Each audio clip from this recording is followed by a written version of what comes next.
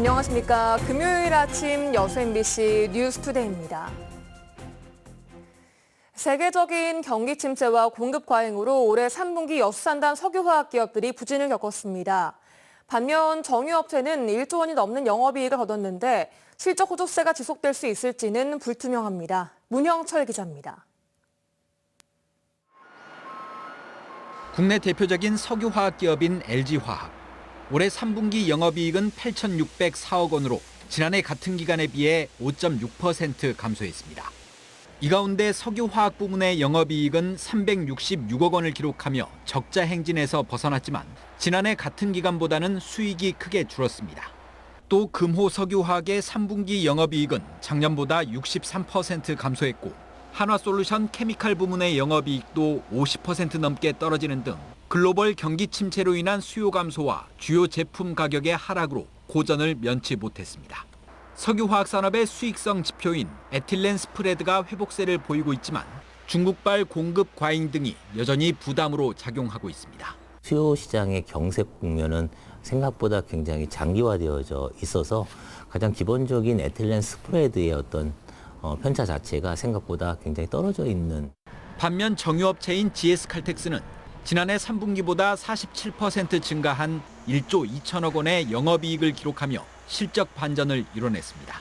7월 이후 국제유가가 치솟고 3달러대까지 추락했던 정제 마진이 15달러를 돌파하면서 수익이 크게 늘어난 겁니다. 다만 최근 정제 마진이 하락세로 돌아섰고 원유 가격도 다소 주춤해 4분기 실적은 3분기에 미치지 못할 것이란 전망도 나오고 있습니다. 지금처럼 글로벌 성장률이 둔화되어 있는데 전쟁으로 인해서 원유 가격만 올라가게 되면 정제 마진은 더 악화가 됩니다. 예측 불가능성이 더 커졌다. 경기 침체와 공급 과잉, 여기에 불안정한 국제 정세까지 이어지면서 고부가가치 제품 개발과 사업 다각화 등을 통한 기업들의 체질 개선도 속도를 낼 것으로 보입니다. MBC 뉴스 문형철입니다. 여수 국가산단을 대상으로 한 재생에너지 전환 사업이 정부 공모 사업에 선정됐습니다. 이에 따라 전라남도와 여수시 등 관계기관은 오는 2026년까지 사업비 143억 원을 들여 여수산단에 재생에너지 인프라를 구축하고 재생에너지 100% 전환을 위한 기술 개발과 실증 사업을 추진할 계획입니다. 또 한국전력공사와 한국에너지공단 등으로 구성된 협의체를 운영해 기업별 특성에 맞는 재생에너지 활용 방안을 발굴할 방침입니다. 50년 전 간첩 혐의로 처벌을 받은 납북어선 독립호 어선 선원들이 항소심 재심에서 모두 무죄를 선고받았습니다. 광주고법 형사 1부는 어제 반공법 위반 등으로 유죄가 선고됐던 독립호 선원 5명에게 무죄를 선고했습니다. 이들은 지난 1971년 인천 연평도 인근에서 배를 타고 조기를 잡던 중 북한 경기정에 납치됐다 한국으로 돌아왔지만 간첩으로 몰려 1973년 유죄 판결을 받았습니다. 재판부는 과거 수사기관 진술은 적법한 절차를 따르지 않고 수집한 증거였으며 증거 능력도 없어 피고인들은 무죄라고 밝혔습니다. 순천 기적의 도서관이 오늘로 개관 20년을 맞이합니다. 아이들이 자유롭게 뛰놀고 책을 읽을 수 있는 도서관에서 모든 시민이 책과 문화생활을 함께 누릴 수 있는 공간으로 새로운 20년을 준비하겠다는 구상입니다. 유민호 기자입니다. 3살 아이가 작은 수레를 끌며 책꽂이 앞 이곳저곳을 지나갑니다. 부모는 아이에게 책과 친해질 기회를 주고 싶어 나주에서 순천 기적의 도서관을 찾았습니다. 확실히 아이가 책을 가까이 접할 수 있게 놀이처럼 접할 수 있게 잘 꾸며져 있어서 좋은 것 같아요.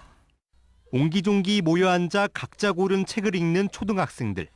그림 동화부터 세계 지도까지 옆 친구와 책 속 세상을 상상하고 이야기를 주고받습니다. 친구들이랑 책 안에서 막 얘기도 많이 하고 좋아하는 책이 있으면 막 얘기하면서 거기서 좋아하는 책 공유하면서 놀아요. 아이와 함께 앉아 책을 읽어주거나 집에 있는 아이에게 가져다줄 책을 고르는 부모까지 어른도 자주 들르는 공간입니다. 아이가 보고 싶어하는 책 찾고 그리고 책도 읽어주고 아이도 와서 책 읽고 그렇게 하고 있어요. 지난 2003년 MBC 느낌표 프로젝트를 통해 시민의 성원으로 문을 열고 올해 20살이 된 기적의 도서관. 지난해까지 누적 이용객 273만 명을 넘어섰는데 독서실 같은 기존 공공도서관의 틀을 완전히 깨고 어린이 눈높이의 시설과 콘텐츠를 모두 맞춘 것이 성공 요인입니다. 기적의 도서관이 자리 잡고 난 뒤 전국에서 어린이를 위한 공공도서관은 100곳 넘게 운영되고 있습니다. 하지만 갈수록 아이들이 줄고 책 읽는 문화가 사그라지면서 새로운 20년을 향한 고민도 깊습니다.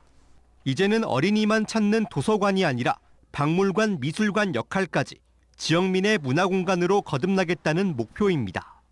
이 도서관은 0세부터 100세까지 이용하는 가족 중심, 특히 또 부모를 교육하는 그러한 가족 중심의 도서관으로 운영을 하고 싶습니다. 한편 기적의 도서관에서는 이번 주 개관 20주년을 기념해 조정래 작가 초청 강연과 지역 어린이가 참여하는 연극 등 다양한 행사가 펼쳐집니다. MBC 뉴스 유민호입니다.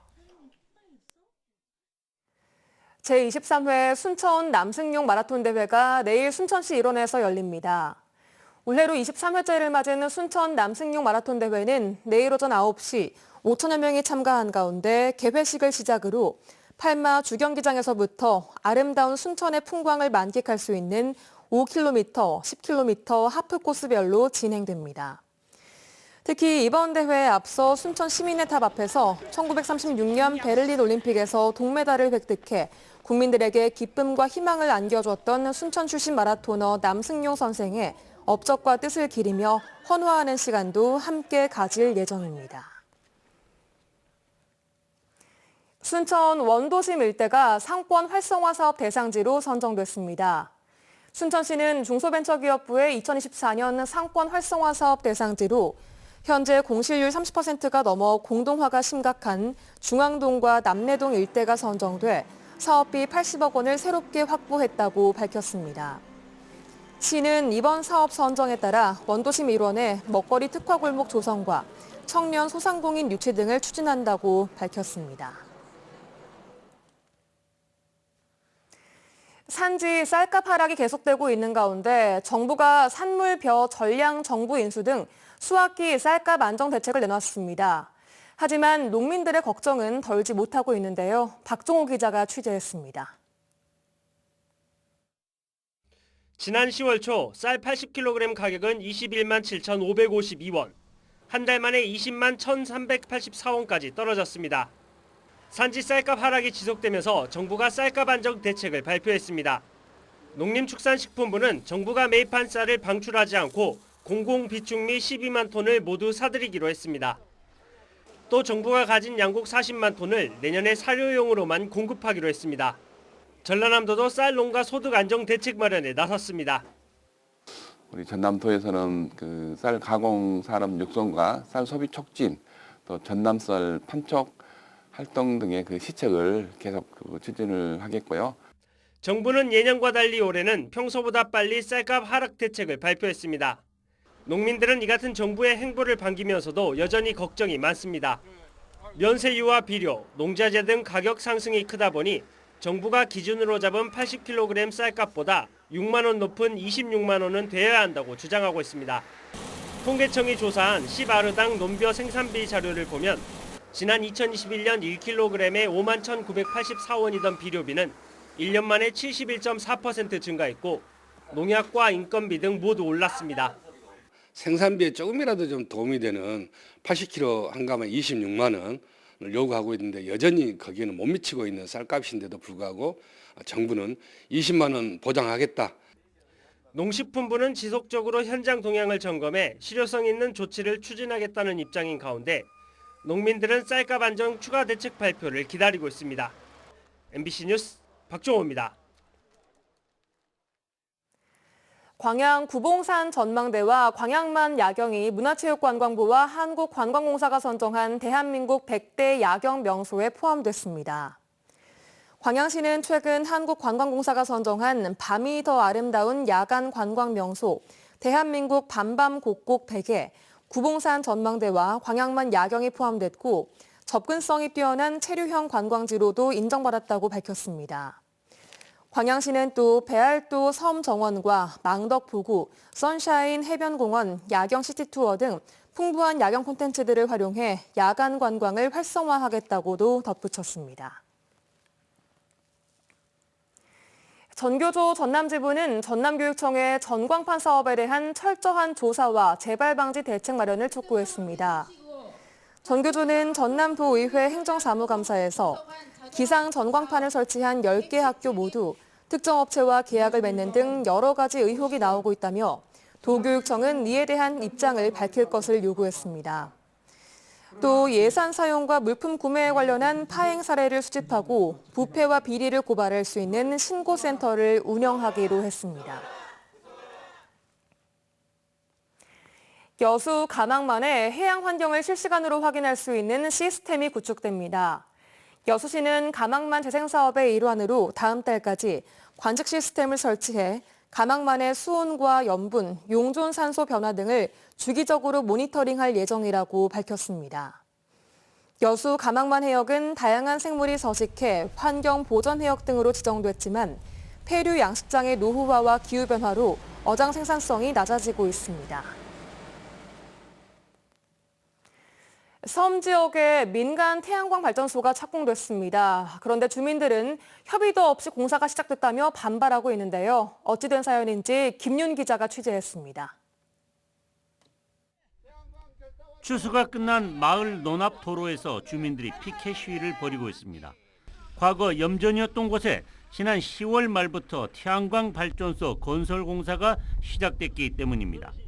70, 80대 노인들이 대부분인 마을 주민들은 태양광 시설인 줄 전혀 몰랐다며 주민 설명회도 없이 공사를 속전속결로 진행하고 있다며 분통을 터뜨리고 있습니다. 태양광 시설이 전혀 그런 혐오 시설을 한다는 걸 모르고 여기 와서 이 공사를 시작하고 있으니까 불악 주민들이 와서 물어봤습니다. 그러니까 태양광 설치를 한다는 게 반대를 하겠습니다. 특히 백길 해변으로 가는 길목에 태양광 발전 시설이 들어서면서 인근에서 영업 중인 관광 호텔과 리조트 사업자도 적지 않게 당혹스러워하고 있습니다. 관광단지 지정을 추진하면서 시설 투자를 고려하고 있지만 태양광 시설이 계속 설치될 경우 기존 시설마저 영업에 차질을 빚을까 우려하고 있습니다. 전국에 이렇게 인지도가 많이 넓혀가는 이런 상황에서 가뜩이나 이런 혐오시설이 들어온다는 것은 또 호텔 입구에 들어온다는 건 도저히 이해가 되지 않습니다. 신안군도 난감한 입장입니다. 전임 군수 시절인 지난 2018년 개발행위 허가가 이루어진 데다 한전 선로 연계가 늦어져 지금 공사를 할 뿐 법적으로 공사를 막을 명분이 없기 때문입니다. 신안군 자원면에 세워지는 민간 태양광 발전소 규모는 3메가와트급. 공사 때마다 마을 주민들의 반발이 이어질 것으로 보입니다. MBC 뉴스 김윤입니다.